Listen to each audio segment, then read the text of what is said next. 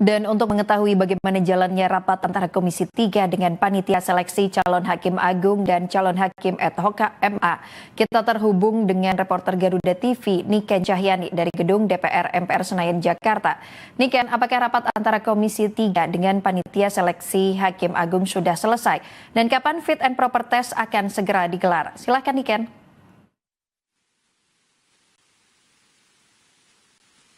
Siang Ayu dan juga pemirsa, rapat Komisi dalam ini juga sebagai panitia calon hakim agung adalah ini sudah selesai pada pukul 11.30 waktu Indonesia Barat tadi, yang mana pada rapat berlangsung ini dipimpin langsung oleh Ketua Komisi 3 yakni Habibur Rahman, kemudian juga dihadiri langsung oleh Ketua Komisi Yudisial Amzulian Rifai, yang mana pada proses rapat tadi memang diawali oleh pemaparan dari Amzulian Rifai selaku Ketua Komisi Yudisial. Dalam hal ini adalah membahas terkait kebutuhan dari Mahkamah Agung atas terpenuhinya posisi dari Hakim Agung.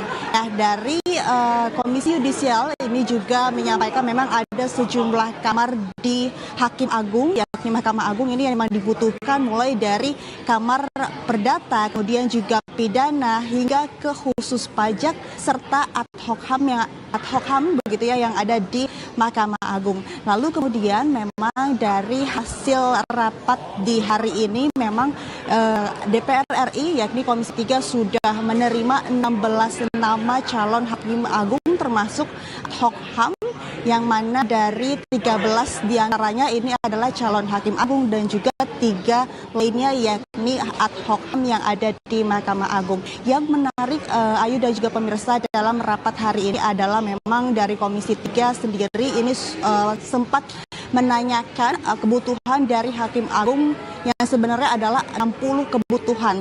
Namun pada akhirnya dari 141 calon Hakim Agung terpilihlah 13 nama untuk calon Hakim Agung dan juga 3 ad hoc HAM yang ada di MA ini diajukan.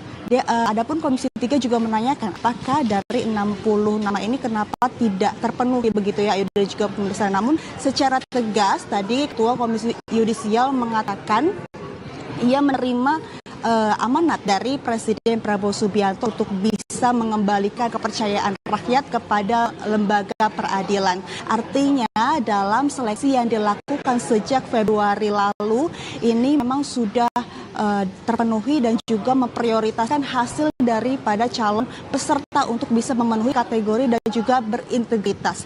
Namun ini juga tidak kemudian juga ini menjadi prioritas dari Komisi Yudisial untuk hasil dari pada calon Hakim Agung sendiri dibandingkan mengisi dari jumlah kebutuhan. Itulah yang menarik Ayu dan juga pemirsa. Nah, selain daripada itu memang proses seleksi yang sudah dilakukan sejak Februari lalu ini diantaranya adalah proses seleksi administrasi, kemudian juga uji kelayakan hingga wawancara terbuka yang dihadiri oleh perwakilan masyarakat, dalam hal ini adalah praktisi dan juga aktivis. Serta tadi juga Ketua Komisi Yudisial mengatakan bahwa proses seleksi ini dilakukan dengan melibatkan sejumlah lembaga seperti Komnas HAM, kemudian juga PPATK, hingga melakukan rekam jejak yang memang juga sudah dipastikan ke-13 nama ini sudah sesuai dengan 0 KKN atau praktek korupsi, nepotisme dan juga kolusi. Nah, selain daripada itu Ayu dan juga pemirsa,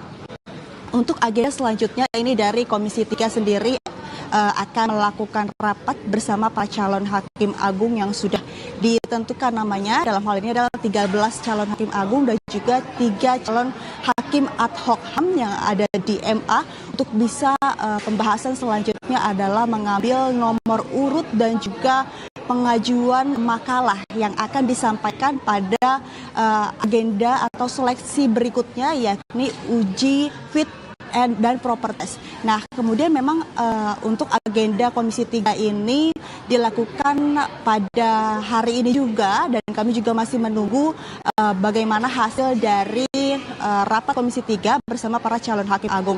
Nah, untuk agenda selanjutnya yakni uji fit dan proper test ini akan berlangsung diagendakan pada esok hari 9 September 2025. Namun untuk kepastiannya kami juga masih menunggu Ayu dan juga pemirsa, karena untuk rapat bersama para calon hakim kali ini juga masih berlangsung. Sementara itu, ayo kita kembali ke studio. Baik, terima kasih Ken Cahyani atas laporan Anda dan selamat kembali bertugas.